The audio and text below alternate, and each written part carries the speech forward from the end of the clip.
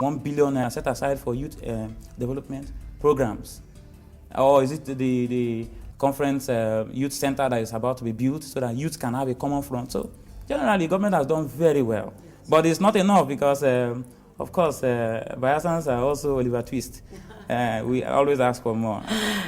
And the restoration train is doing well. The burden of restoration has not been easy. But nevertheless, government is doing very well. This time around, we are having a swell time in Bayelsa State. Since the inception of the current administration, headed by our able governor, Dickson, we've had so much security, so much peace, and the young people are so engaged with the massive construction work that's going on all over the place. Without employment, without money in their pockets, you can't find them around here. So the evidence that, things are well for them economically is that you see a lot of them around here. They have money to spend, and that in turn generates a boom in our economy. Yeah, So we are so excited about all this because it's affecting economy, everything for young people. In fact, they rarely have time for nightlife because they're exhausted at the end of the day. But it's all good. It's all good. It's good to know that.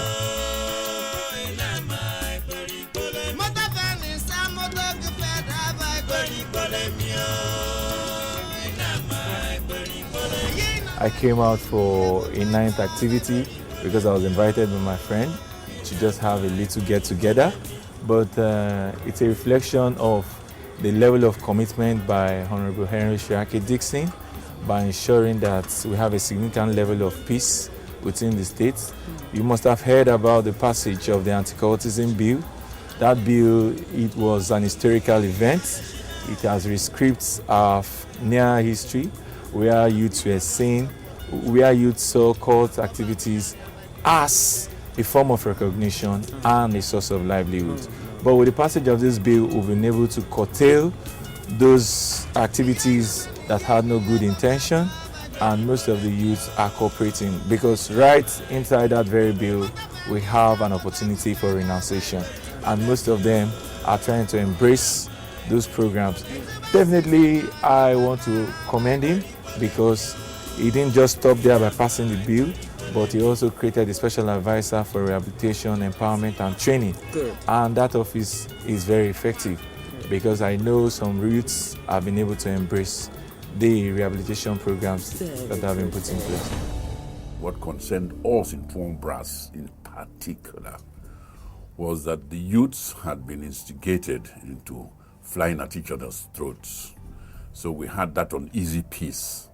And so he now set up a committee under Olakbe, the then Commissioner of Police, a reconciliation committee, Peace and Reconciliation Committee, which sat and got all the youths in the kingdom reconciled and happy to look at each other in the face again. I mean, this was a very far-reaching thing. And those who had been chased out of the community were now allowed back.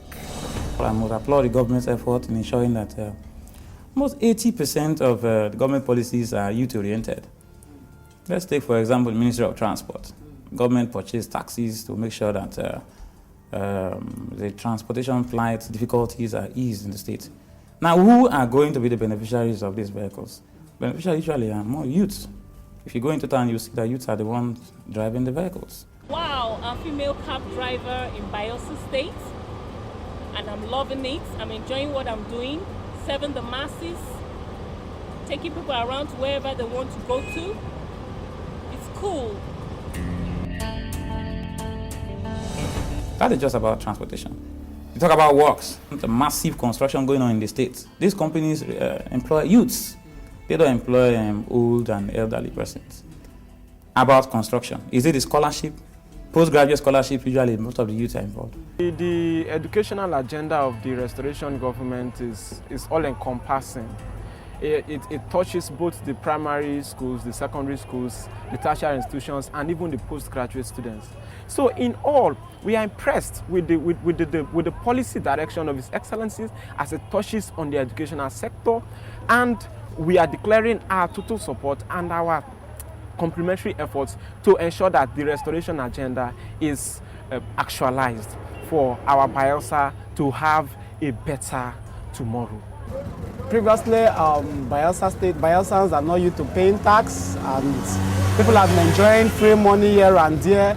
But I think when this administration came on board, they deem it fit to introduce payment of tax and make it compulsory. Now Bayelsans are crying because it's strange, it's a new area, it's a new thing to them. But I think we all have to pay tax, because myself, I'm also paying tax, I'm also crying.